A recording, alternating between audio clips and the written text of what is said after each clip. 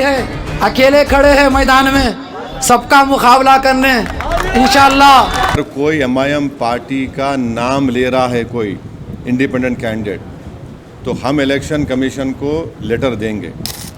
ये लोग खुद में इतनी सलाहियत नहीं होती है, तो मैं उनकी सियासी इमेच्योरिटी पर कुछ नहीं कह सकता। जुबली हिल के नाम से लोग समझते कि बड़ा पॉश इलाका है, कोई डेवलपमेंट का काम उन्होंने नहीं करवाया। कई लोगों को डराया धमकाया गया कि वो एक नौजवान नवीन यादव को अपने वोट दें। आप देखेंगे एमआईएम जुबली हिल में क्या करेगी। सर, ये जुबली हिल्स को लेके अभी भी कंफ्यूजन है। हालांकि एक दो जगह आपने हिंट दिया है लेकिन स्पष्ट नहीं बोला। क्या है, आपकी पार्टी सपोर्ट कर रहे हैं आप लोग कांग्रेस के कैंडिडेट को? देखिए, जुबली हिल्स में बाई इलेक्शन होने जा रहा है और यहाँ पर मुख्यमंत्री रेवंत रेड्डी हैं, तो बाई इलेक्शन होने जा रहा है जिससे ना सरकार बदलेगी, ना सरकार गिरेगी, ना बनेगी। तीसरी बात यह है कि जो बीआरएस के एमएलए थे जो आज इस दुनिया में नहीं है, 10 साल उनको जुबली हिल की जनता ने मौका दिया और उन्होंने उसको पूरा खो दिया। मुख्यमंत्री बीआरएस का, ये विधायक वहाँ के हैं। आप जुबली हिल के नाम से लोग समझते कि बड़ा पॉश इलाका है, ऐसा नहीं है। बहुत स्लम्स हैं और वहाँ पर हर वार्ड में कोई डेवलपमेंट का काम उन्होंने नहीं करवाया, बल्कि उनके दौर में कई लोगों पर तकालीफ दी गई, कई लोगों को डराया धमकाया गया और ख़ुद उन्हीं के पार्टी के कई लोग विधानसभा छोड़ के चले गए थे। तीसरी बात यह है कि डेवलपमेंट के नाम पर वहाँ पर वोट पड़ना चाहिए। चौथी बात यह है कि हम अपना कैंडिडेट नहीं खड़ा कर रहे हैं वहाँ पर, एमआईएम पार्टी का कैंडिडेट नहीं होगा, बावजूद इसके कि 2 वार्ड में हमारे म्यूनसिपल कॉरपोरेटर कामयाब हुए वहाँ पर। और हमारा जुबली हिल की जनता से अपील ये है कि ये बाई इलेक्शन है, कोई सरकार गिरेगी ना बनेगी। हम जुबली हिल के 3,98,724 वोटर से ये अपील करते हैं कि आपने 10 साल बीआरएस के एक उम्मीदवार को मौका दिया। वो बीमार थे 2023 के विधानसभा के चुनाव में और बीमारी की हालत में भी गैर ज़रूरी बीआरएस ने उनको अपना कैंडिडेट बनाया, मगर अब की बार वो एक जुबली हिल की डेवलपमेंट के लिए तमाम वोटर से अपील कर रहे हैं कि वो एक नौजवान नवीन यादव को अपने वोट दें ताकि वो जुबली हिल में डेवलपमेंट ला सके। नहीं, सुन नहीं, फ़र्क है कैंडिडेट। सवाल ये उठ रहा है, सुन सवाल उठेंगे उसका नहीं है, मगर आपको पार्टी का जो फैसला है वो सुना रहा हूँ। पार्टी का फैसला यही है।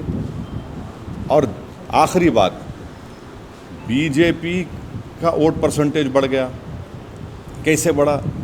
2023 के तेलंगाना के विधानसभा में बीआरएस पार्टी का वोट था 37%। 4-5 महीने के बाद जब पार्लियामेंट के इलेक्शन हुए, बीआरएस का वोट हो गया 15%। ये जुबली हिल सिकंदराबाद पार्लियामेंट कॉन्स्टिट्यूंसी में आती है। आप यकीन नहीं करेंगे कि 16,000 वोट मिले खाली बीआरएस को, 70,000 वोट मिले बीजेपी को, 1 लाख के करीब मिले दानम नागेंद्र को। 7 विधानसभा जो तेलंगाना के पार्लियामेंट क्षेत्र में आते हैं, 7 में से 2 पर ही जीती कांग्रेस। एक नामपल्ली जहाँ से एमआईएम का एमएलए था और जुबली हिल्स।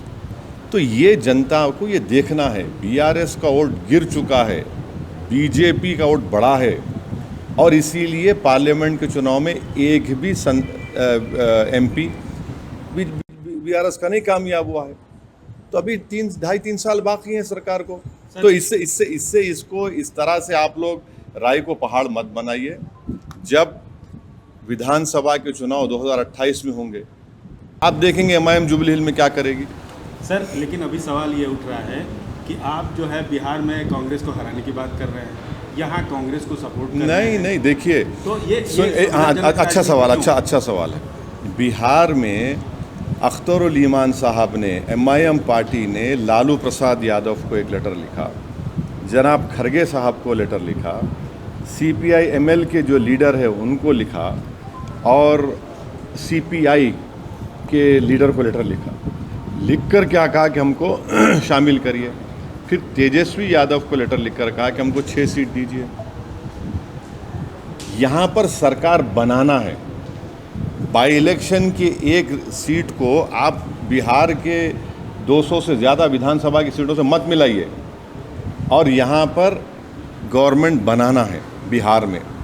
तो हमने लेटर लिखा, वो लोग तैयार नहीं हुए, तो हम अपना चुनाव लड़ेंगे ना। हम तो 5 एमएलए वहाँ पर कामयाब हो चुके हैं हमारे, तो हम लोग वहाँ पर चंद्रशेखर आज़ाद रावण की पार्टी के साथ, जनाब स्वामी प्रसाद मौर्य साहब की पार्टी के साथ हम अलायंस में लड़ रहे हैं।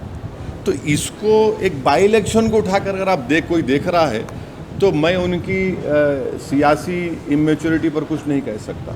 अच्छा सर, सवाल एक और है कि एक मुस्लिम कैंडिडेट और वहाँ देखिए, हमारा कोई candidate jubilee hill by election में नहीं है, और अगर कोई एमआईएम पार्टी का नाम ले रहा है कोई इंडिपेंडेंट कैंडिडेट, तो हम इलेक्शन कमीशन को लेटर देंगे। ना हमारे वीडियोस में फ़ोटो इस्तेमाल करना, ना हमारा कोई नाम लेना, और अगर ऐसा कोई हमको बताया गया है तो उसका हम प्रूफ के साथ ईसीआई को अब कंप्लेन करेंगे। नहीं, आप चूँकि माइनॉरिटी की तरफ से एक तरह से इस चुनाव में रिप्रेजेंट कर रहे हैं, उनको सपोर्ट कर रहे हैं, एक माइनॉरिटी लीडर के खड़े होने, छोड़ दीजिए ना, वो ऐसे बहुत लोग आते